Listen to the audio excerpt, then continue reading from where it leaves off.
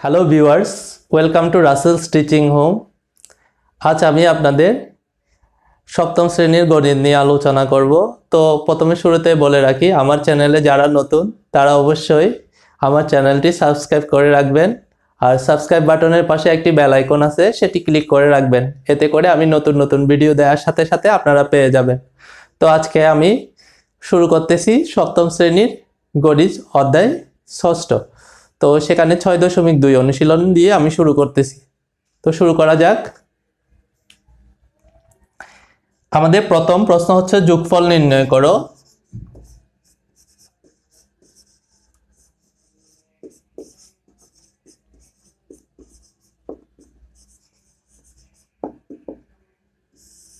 দশ নম্বর অঙ্ক।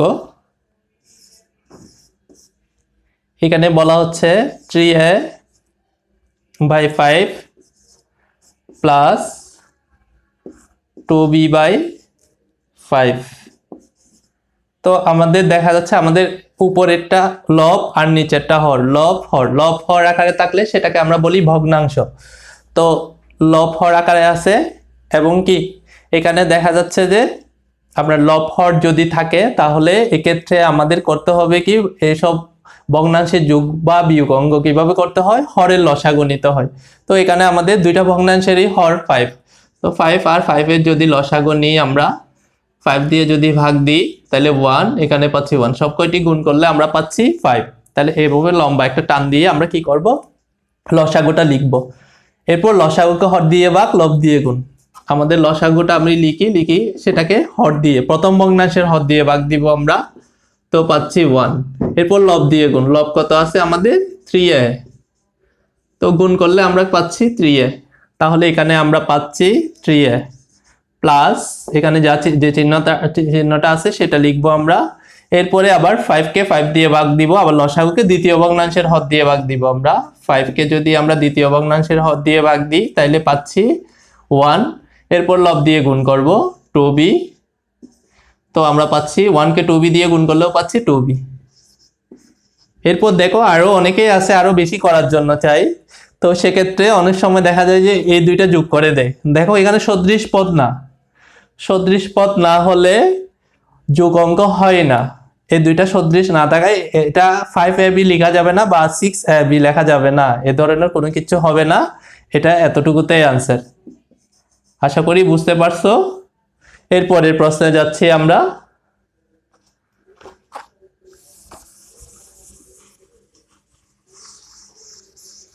এরপর 10 নং অঙ্কের সমাধান 10 নং করালাম আমরা, 11 নং প্রশ্নের সমাধান করাচ্ছি। 11 নং কি দেওয়া আছে, 1/5x প্লাস 2/5x, এটা লেখা আছে। তো আমি আবার আগের মতোই লসাগু নিব। দেখো দুইটাই একই যদি হয় হর, তাহলে লসাগু হবে যে আমাদের সেটা 5x হবে। এরপর লসাগুকে আমাদের হর দিয়ে ভাগ, লব দিয়ে গুণ। আমি যদি লসাগুটা লিখি সেটাকে যদি হর দিয়ে ভাগ দিই 5x দিয়ে, তাহলে আমরা পাচ্ছি প্রথম ভগ্নাংশের হর দিয়ে ভাগ দিব আমরা, 1 পাচ্ছি। 1 কে লব দিয়ে যদি গুণ করি, লব আছে যে 1 আমাদের, তাহলে পাচ্ছি 1 একে 1, তাহলে 1 পাচ্ছি। এরপর 5x কে আবার আমি 5x যদি ভাগ দিই তাও পাচ্ছি 1। এরপর লব দিয়ে গুণ। এখন দ্বিতীয় ভগ্নাংশের হর দিয়ে ভাগ করলাম আমরা, এরপর দ্বিতীয় ভগ্নাংশের লব দিয়ে গুণ করব, 2 একে 2। এরপর যোগ অঙ্ক করা যাচ্ছে, 1 আর 2 যোগ করলে আমাদের হয় 3, এখানে পাচ্ছি 5x। আর কিচ্ছু করা যাচ্ছে না, এটাই হবে আমাদের অ্যান্সার। আশা করি বুঝতে পারছেন সবাই। এরপরে আমরা 12 নম্বর অঙ্কের সমাধান করাবো।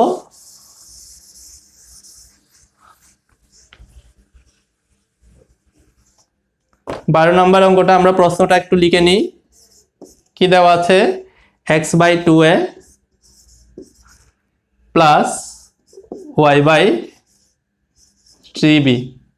তো এক্ষেত্রেও আমরা যেহেতু ভগ্নাংশের যোগ অঙ্ক, তাহলে আমরা প্রথমে হরগুলার লসাগু নিব। 2a আর 3b যদি লসাগু বের করি আমরা, 2a আরেকটা হচ্ছে যে 3b, এগুলো কোনো কিচ্ছু দিয়ে ভাগ যাচ্ছে না, সেক্ষেত্রে আমরা গুণ করে নিব। তাহলে পাচ্ছি কত, 3 দুগুণ 6, এর সাথে b গুণ করলে হয় ab, 6ab হবে যে আমাদের লসাগু। তাহলে 6ab, এরপর লসাগুকে হর দিয়ে ভাগ লব দিয়ে গুণ। আমি 6ab কে যদি 2a দিয়ে ভাগ দিই, কাটা যায়, 3 দুগুণ 6, তাহলে 3b পাচ্ছি আমরা। তাহলে কি পাচ্ছি? 3b। এই 3b কে আমাদের কি করতে হবে? লব দিয়ে গুণ করতে হবে। লব হচ্ছে যে আমাদের x, তাহলে পাচ্ছি কি? 3bx। এরপর আবার আমরা লসাগুকে হর দিয়ে ভাগ দিব। তো আমাদের 6ab, সেটাকে আমরা হর দিয়ে ভাগ দিচ্ছি 3b দিয়ে, দ্বিতীয় ভগ্নাংশের হর দিয়ে ভাগ দিব। প্রথম ভগ্নাংশের করার শেষে আমরা দ্বিতীয় ভগ্নাংশের হর দিয়ে ভাগ দিব। এখানে bb ক্যান্সেল, তারপর এখানে 3 দুগুণ 6, এটা থেকে যায়, অর্থাৎ আমরা পাচ্ছি 2a প্লাস, এখানে প্লাস থাকলে প্লাস দিব, মাইনাস থাকলে মাইনাস দিব, যেহেতু আমরা যোগফল নির্ণয় করতেছি প্লাস হয়ে থাকবে।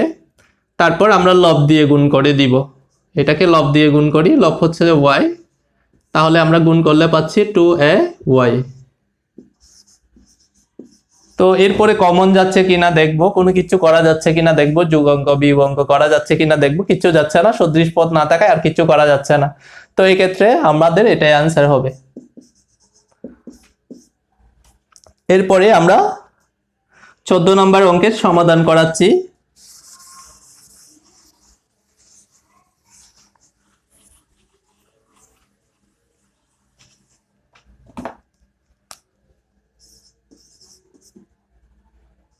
a by a plus 2 plus 2 by a minus 2। এক্ষেত্রেও আমরা লসাগু নিব। দেখা যাচ্ছে আমাদের এখানে একটা উৎপাদক আছে, এখানে একটা উৎপাদক। তো উৎপাদক দুইটাই কিন্তু ভিন্ন, একই না। তো একই না হলে আমাদের লসাগু, এখানে কোনো কিছু দিয়ে এটাকে ভাঙা যাচ্ছে না, যেভাবে আছে সেভাবে থাকবে। তো দুইটা উৎপাদক ভিন্ন হওয়াতে দুইটার গুণফলই হবে যে আমাদের নির্ণয় লসাগু। তাহলে a plus 2 into a minus 2, এই দুইটার উৎপাদকের গুণফল হবে যে আমাদের লসাগু। তো এখন আমরা কি করব? লসাগুকে আগের মতোই প্রথম ভগ্নাংশের হর দিয়ে ভাগ করব। আমাদের লসাগু হচ্ছে যে a plus 2 into a minus 2, এটাকে আমরা প্রথম ভগ্নাংশের হর দিয়ে ভাগ দিব। প্রথম ভগ্নাংশের হর দিয়ে ভাগ দিলে এটা কাটা যায়, আমাদের থাকে কি? a minus 2। এখন লব দিয়ে সেটাকে গুণ করতে হবে, তো আমরা লব দিয়ে গুণ করে দিই a ইন্টু a minus 2। এখানে একটু রাশি হওয়ায় আমরা এভাবে লিখলে অঙ্কটা কি হয়? করতে সহজ হয়। তারপর প্লাস চিহ্নটা দিব। এবার আমরা আবার যদি লসাগুকে প্রথম ভগ্নাংশের হর দিয়ে ভাগ করি, যেমন a plus 2 into a minus 2 হচ্ছে আমাদের লসাগু, সেটাকে আমরা দ্বিতীয় ভগ্নাংশের হর দিয়ে ভাগ দিব। এখন a minus 2 দিয়ে যদি ভাগ দিই, এটা কাটা যায়, আমরা পাচ্ছি a plus 2। তো a plus 2 কে আমাদের লব দিয়ে গুণ করতে হবে, আমাদের লব আছে 2, তো 2টা লিখলাম, ভাগ দিয়ে আমরা যেটা পেয়েছিলাম সেটা দিয়ে গুণ করে দিব, হর দিয়ে ভাগ লব দিয়ে গুণ। তো এখন আমরা এখানে আমরা লিখে ফেলি a plus 2 into a minus 2। এখন দেখা যাচ্ছে এখানে চাইলে আমরা কি লিখতে পারি? a plus b into a minus b সূত্র যদি আমরা চিন্তা করি, a square minus 2a square লিখতে পারি, a plus b into a minus b, চাইলে এটা আপনারা লিখতে পারেন a square minus 2a square. এরপর এখানে গুণ অঙ্কটা আমরা করে নিই, a গুণ করলে a square minus 2a plus 2 সাথে গুণ করো 2a প্লাস 2 দুগুণ কত হয়? 4। এটা গুণ করার নিয়ম কি? এটার সাথে এটা গুণ করতে হবে, আবার এর সাথে এটা গুণ করতে হবে। যারা জানেন না তাদের জন্য 2 সাথে গুণ করতে হবে, আবার 2 সাথে 2 গুণ করতে হবে। তো এর সাথে গুণ করলে a স্কোয়ার প্লাস প্লাসে মাইনাসে মাইনাস, তারপর এর সাথে 2 গুণ করলে 2a প্লাস 2 সাথে গুণ করো 2a প্লাসে প্লাসে প্লাস 2 দুগুণ 4। এখন দেখা যাচ্ছে মাইনাস 2a প্লাস 2a কাটা যাচ্ছে, তো আমরা পাচ্ছি এখানে a স্কোয়ার প্লাস 4, এখানে পাচ্ছি a স্কোয়ার মাইনাস 2 দুগুণ কত হয়? 4, 2a স্কোয়ার মানে 4। এটাই আমাদের অ্যান্সার। আশা করি সবাই বুঝতে পারছেন। এরপরের প্রশ্নতে যাচ্ছি আমরা।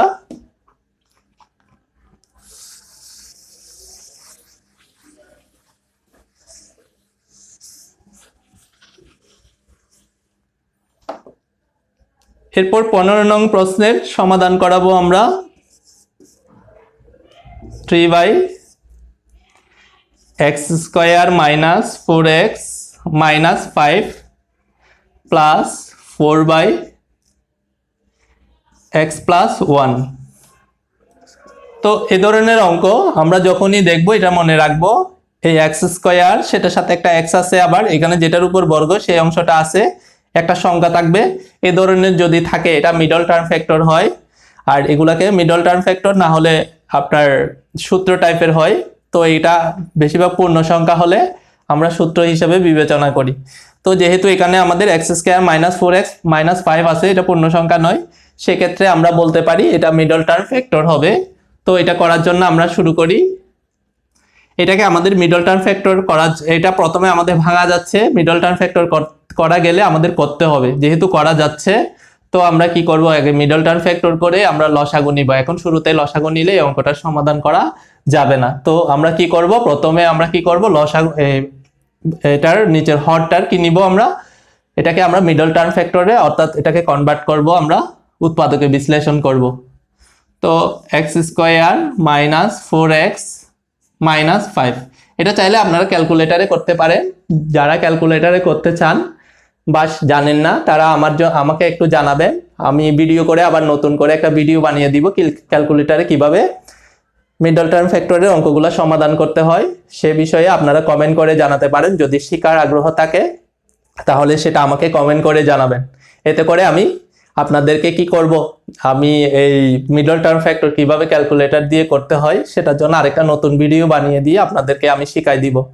তো আজকে আমি ক্যালকুলেটর ছাড়া করাবো, কিভাবে করতে হয় সেটা দেখা যাক। প্রথমে আমাদের এখানে এই সংখ্যাটাকে আমরা বেছে নিব, এটা হচ্ছে আমাদের 5। তাহলে এটাকে আমরা লিখতে পারি শুধু 5 একে 5, এভাবে লিখতে পারি, আর ভাঙা যাচ্ছে না, গণিনীকের সাহায্যে আমরা ভেঙে নিলাম। তো এটাকে আলাদা আলাদা করে লিখি, একটা 5 পাচ্ছি, একটা গুণনীয়ক 1। এখানে যেহেতু আমাদের মধ্যপদের সাথে এক্স আছে তাহলে এটাতে একটা এক্স দিব, এখানে একটা এক্স দিব। মধ্যপদের সামনে আমাদের মাইনাস আছে তাহলে এখানে মাইনাস দিব।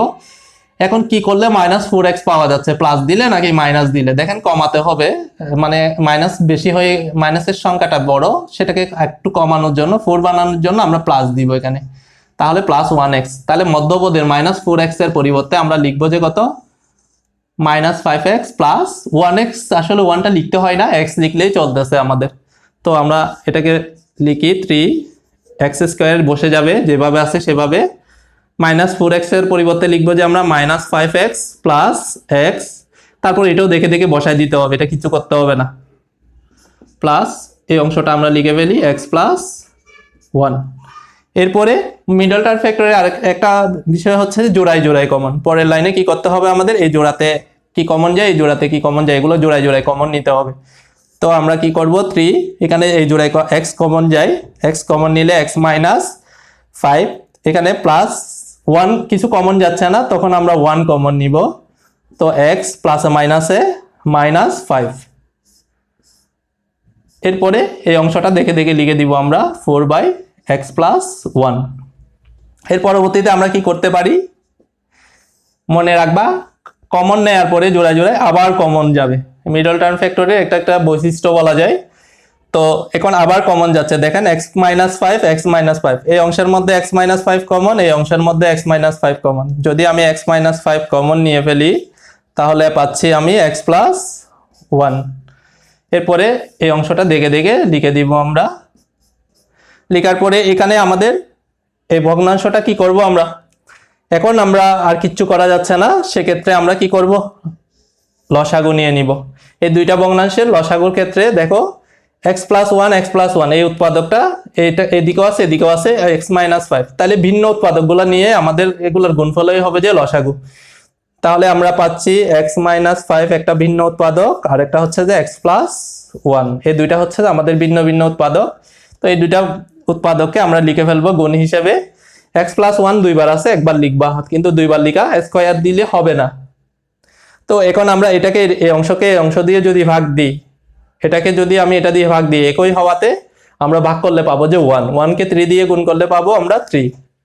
এরপর প্লাস, এরপরে পাচ্ছি আমরা, এরপর x প্লাস 1 কে x minus 5 into x plus 1 কে যদি আমি x প্লাস 1 দিয়ে ভাগ দিই, যদি আমি এদিকে দেখাই x minus 5 into x plus 1 আমাদের লসাগুটা ছিল। এবার দ্বিতীয় ভগ্নাংশের হর দিয়ে যদি আমি ভাগ দিই, এই অংশ কাটা যাচ্ছে, x মাইনাস 5 থেকে যাচ্ছে।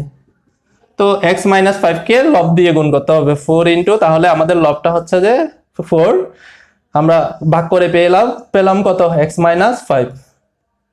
তো এখন আমরা যদি এখানে লিখতে চাই x minus 5 into x plus 1, এরপর গুণ অঙ্কটা আমাদের করতে হবে 3 ইন্টু 4x, 3 প্লাস 4x, 4 এর সাথে x গুণ করলে, এটা গুণ করার নিয়ম একটু আগে দেখাইছিলাম আমি, 4x, 4 এর সাথে আবার এটা গুণ করতে হবে, প্লাসে মাইনাসে মাইনাস 4 5 20, আর একটু আছে সেটা আমি এদিকে লিখে দিচ্ছি।